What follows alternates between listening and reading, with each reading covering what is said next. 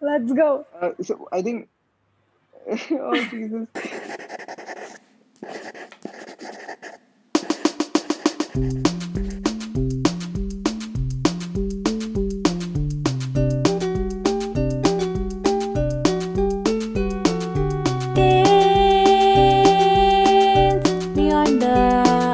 Tales beyond the dartboard.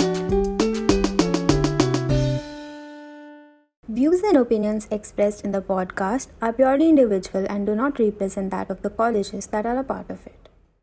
Hello, I'm Ashami. I'm from the fourth year and I study at SEP. Hi, I'm Anirudh. I'm also in fourth year, studying in SEP. I am Kriti. I'm currently transitioning from third year to fourth year and I'm from Nirma. Hello, so I'm David. I'm also my fourth year, Nirma University, Ahmedabad.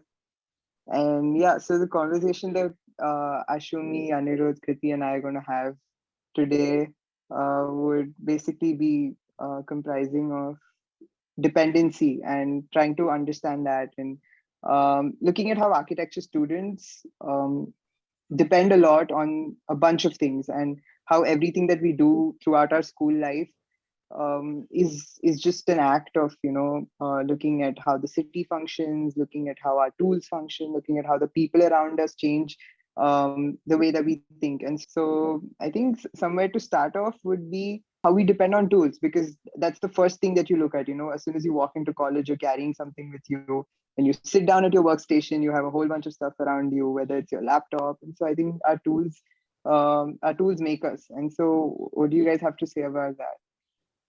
Yeah, for us, we use our laptops, and we function we just don't multimodal, right? We don't just use the mode through laptops. We use a lot of stationaries. Like the architecture students, we're just known for stationaries. When it comes to our campus, our go-to guy is the stationery shop within campus, Samir Bhai. He takes care of all the things from a basic pencil to you want a large drafting board. He's got it all. And since the college is extremely design centric, most of the mediums are just available with him, even from a mouse to a pencil. I mean, something like that. Coming to tools, like as you guys have mentioned that you guys have like the stationery shop in campus and like the print shop, it's the exact opposite for us Nirma Peas, because the we have a very conventional stationery store like in our college, where you can get very basic stuff, which is like architecturally we don't usually need all of that, and what we need is never available like in our campus. And so for models or for like even prints, we have to like really manage everything and like kind of stock our materials, so that if we are like spontaneously given any exercise, or if you have to build any conceptual model or anything like that, we have to be prepared beforehand, because we don't have those amenities available on hand in campus. So I think it's a very good thing, like for you being like in the city, being placed where you are as a design college in the middle of the city, has really kind of helped in that sense. We are still in the process of kind of, we have a laser cutting lab now, which is still in the works of it like being functional. So we have the machine, but nobody knows how to use it. So we are still figuring it out piece by piece. That's how we kind of depend on the tools, but also we have to depend on the location because of how we are placed in the city. And I guess regardless of the affinity and like how close we are to our particular resources, the interdependency just stands out. It's very clear that we need our tools. And if that means for a Nirma person to travel all the way to the city to get your resources, well, you have to do it. And very different for the set kids. You just have to like walk out of your studios and you have it right there. Has this changed the way you kind of, or affected the way you kind of work? Like, do you tend to go more towards, suppose if your printer shops are really far from you, so have you guys like adapted yourself to doing more of hand drafting and things like that, where you don't need to rush to the printers all the time, even in the last moment? Or how has that affected your workflow, basically? I mean, that's something I'm really curious about. I think we work with the kind of materials that we already have, and with the whole design and drafting process, I think every decision you make becomes that much more important, because especially when you need to take printouts. And we have to recycle the printouts that we take. So, it's the same sheets that keep going back to the faculty. You're inking them, you're reworking them. And so our entire process sort of has to happen on one sheet, or like, use tracings about the same printed sheet and go over it. The dependency shines like in terms of how we need to plan ahead, which is something which I feel like time management is something which we just struggle with in general as architecture students. And even then, like before a jury, if you have to get your final prints, and like you just have that you can just get it once. If something goes wrong and you're back in campus away from that print shop, then you have to like DIY sort of something at the last moment, because you can't go like walk 5 minutes and get another printout. It sounds like you guys do so much planning. We've heard about your nighttime permissions and all also. Can you tell us a little more about that? So Nirma is this, university, and you can already imagine the kind of bureaucracy that runs, and everything is written down on stone. This is what's allowed, this is what's not allowed, and in that sense, they aren't looking at students living on campus, because they're looking at us coming, sitting in lecture halls, listening to a professor lecture you, and you're leaving. That's it. So they're not accustomed to the whole idea of how the whole studio experience, and how so much of thinking happens, so much of work that's going on throughout the day. Because you can't sit down at 9 o'clock, I'm going to sit down and design. So that does not happen. Instead, you have to think throughout the day, and sometimes that sort of slides into the entire night. And that's when you realize, oh god, you have to leave Nirma by 11 o'clock, because when the clock strikes 11, Nirma shuts down. And so, and when that happens, you have to leave because the gates close. And once the gates close, the gate's not going to open until 6 in the morning. So it's crazy. So you have to plan ahead if you're going to stay back. Then you have to arrange for the food, you have to arrange for everything, because no matter what happens, and we have experience, no matter what happens, those guards aren't going to open the gates until 6 in the morning. So you have to just stay there. And so it becomes very important to plan that too. I think even we've started to do that a little bit these days in SEPT. I know the culture was slightly different a while ago, when people used to walk in whenever whenever at night, and you could stay however long you wanted, and there was no closing time for the university. We are facing the same kind of levels of bureau, the dependency even on the admin to let us work in general. In terms of space and where we are allowed to move around the campus and things like that. So until what time? So yeah, I think that's something that we share between the universities. I think like the idea that your living arrangement, it definitely affects the kind of the way you work and your work environment, because a lot of us work in studio constantly, while there are a lot of kind of schools where you also work only at home, and college is just a place to come and have the class and then go away. So yeah. I mean, the proximity of moving between college and house, the amount of and time it takes. shifting. Yeah. I mean, I think for SEPT, that is one little bit good thing that we have, especially people who are living close by. You can just shift between workspaces if you really need to. I guess you guys have hostels within the campus in Nirma, which, I mean, how does that work? We have hostels, but that they are just for like the PG students. So we, as undergrad architecture students, are not allowed to stay in like on the campus. For those of us who come from outside Ahmedabad, we have to look for places near the campus. And the dependency on this stay is so interlinked with the transport network as well. So you're also looking at how you commute from the university to your place. So if that's an auto rickshaw, then how are you going to carry all of your stuff? If if you're going to make a model, then you have to make it in bits and parts, and then carry all of those parts to college and put them together. So you have to plan in advance what you want to do in college and what you want to go back and do at home. And I think along with the commuting, it also becomes very important to think of how much your environment influences your thought.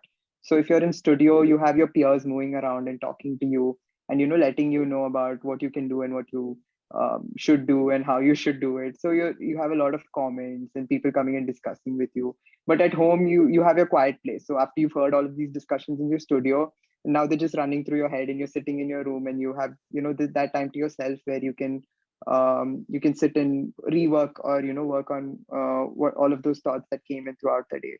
So I think the two places have very different things to offer, and you depend so heavily on both of them. Regardless, I think what makes the studio stand out is your peer-to-peer connections and the things that happen. So how is that working out, especially with your online semester? I want to hear you guys talk about how much you're missing each other, and the comments that come through. Yeah, it's crazy. I feel like when we were together, it was so easy to take like a break. There's people coming and chatting with you every 5 minutes.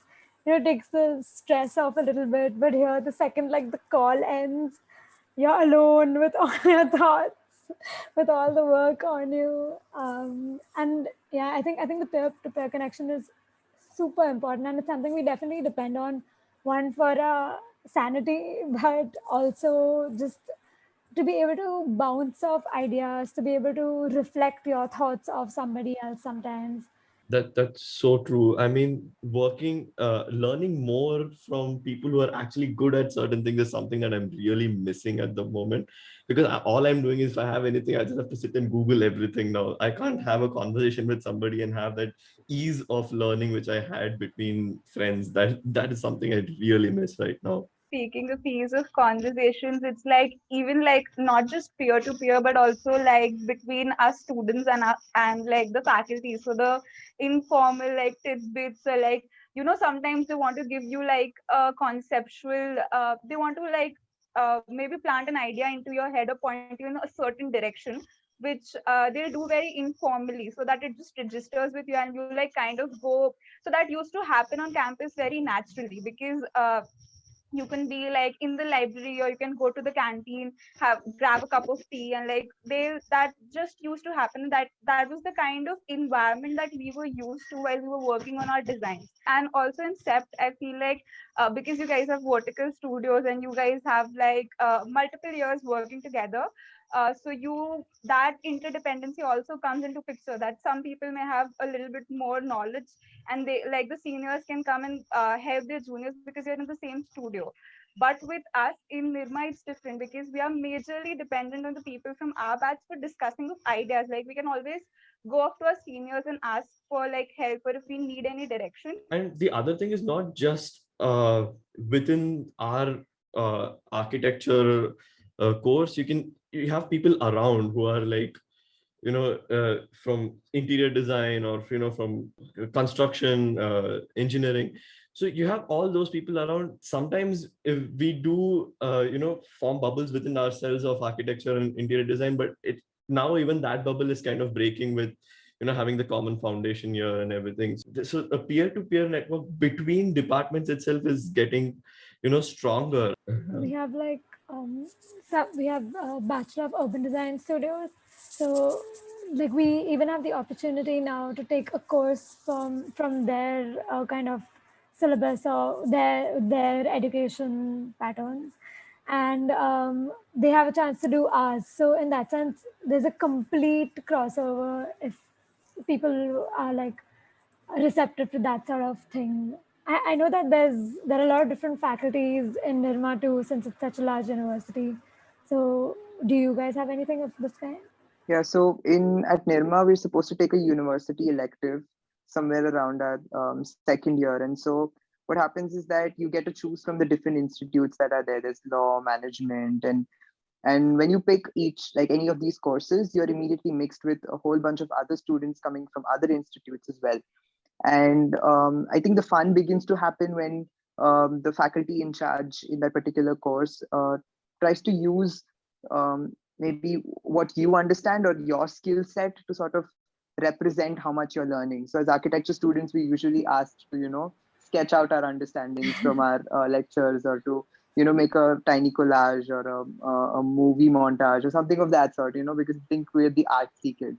So they're always looking at what can these kids do, and how do you guys turn in your assignments? If you're not willing to do a paper, then how about you draw something out for us?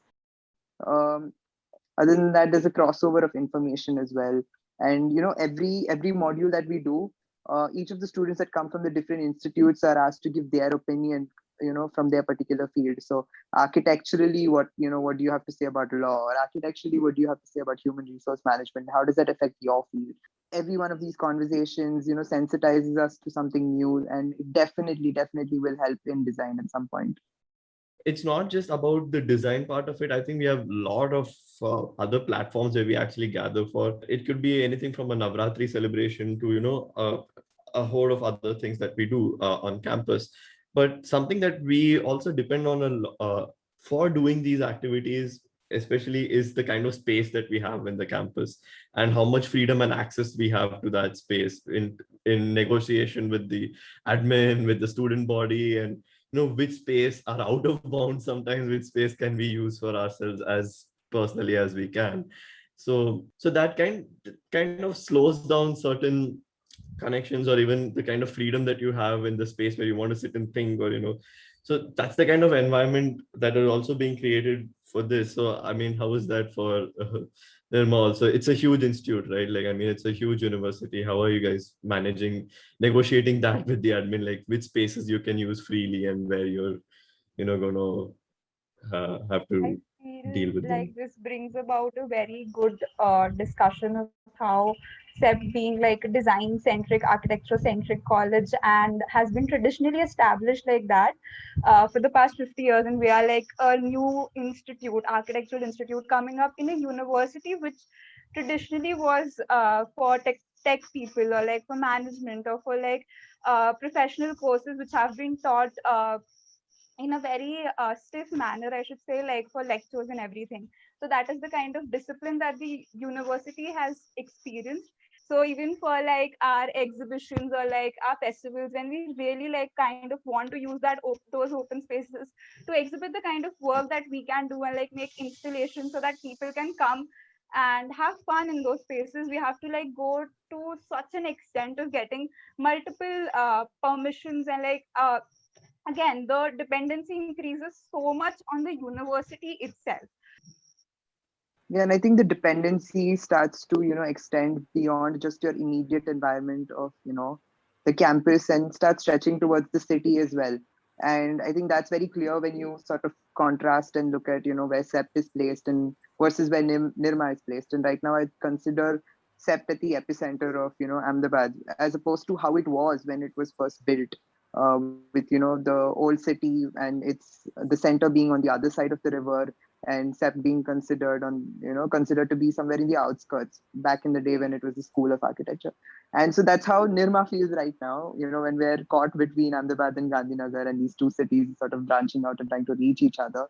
And so we depend so much on the city center, and we depend on, I would say, even on there's this inter-institute dependency where a lot of our Nirma students often come to the SEP library and depend on the resources that you guys have over there.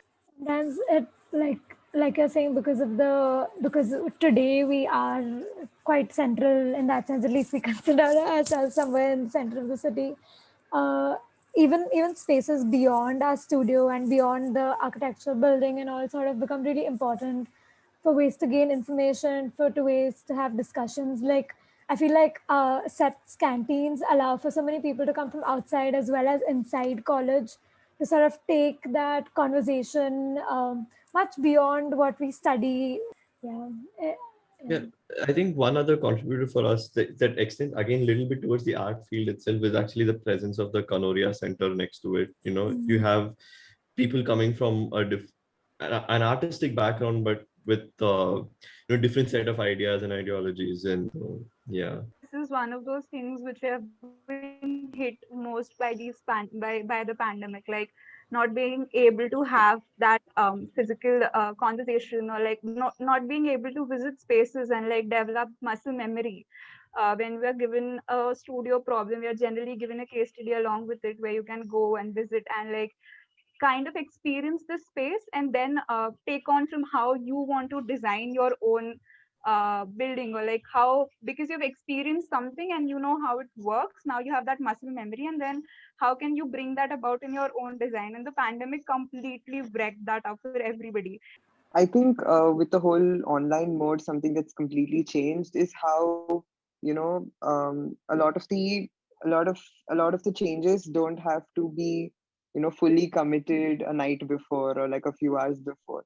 So when it's when it's online mode, you can make changes even on the spot, and you're just showing your faculty, okay, so something like this is now happening, and even a few minutes before your discussion, you can make a lot of changes. And and I think that's something that has made the whole design process a lot more dynamic. So I think that's one thing that the online classes have definitely allowed for, and on the spot research. So even if you hear something that happens on during a discussion, you're immediately another thought strikes you. You can Google it immediately. You're already looking at images in front of you.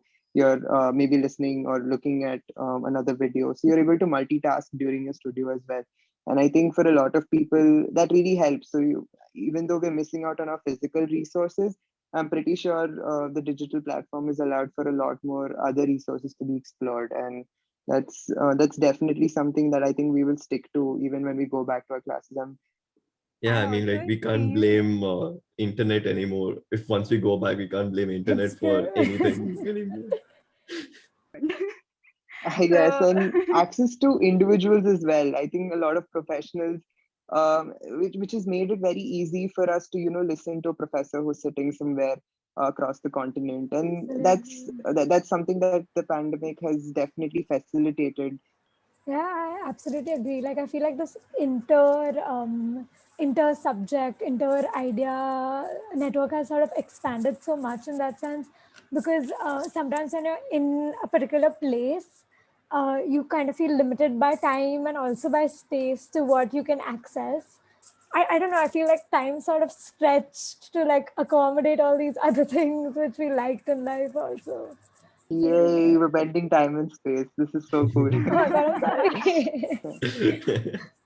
Yeah, I mean, on similar lines, when you're saying looking at the cons of the pandemic, on especially the kind of institute we are, we just saw how heavily dependent we are on these people, the service providers around us. Like the auto bhaiya standing right outside the SEP campus, like standing at their toes. Like you go there, there are at least two students. Like kahan jana hai? And they don't even hesitate to take you everywhere you had to go.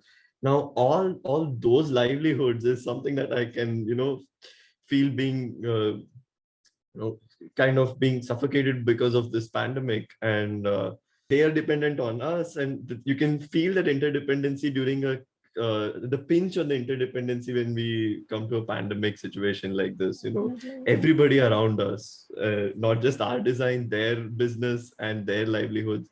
Yeah, it really sort of puts everything into, I mean, at least for me, I think it's definitely put everything into perspective that we're just like one sort of part in this entire large machinery or this entire web. And I think, yeah, like, pandemic or no pandemic, there is a dependency, and it's very clear. And maybe Absolutely. the pandemic situation Exactly. shifts that dependency from, one mode to another. But regardless, you realize that nothing is in isolation. So, we are not individual isolated objects within a huge system. Instead, we are so interlinked, and there's so many webs. And as architecture students, we're deeply dependent on our institution for our growth into professionals. And yet the institution does not stand alone, and it envelops and integrate web based on the numerous agencies, inanimate or human. And we're constantly dependent directly or indirectly, and they constantly affect our work as well. So this has been very interesting conversation with Ashumi, Anirudh, and Kriti. And I think the next episode we will take this relationship of interdependencies and discuss its factors in professional life of an architect. So stay tuned for more. This does not end here. Bye.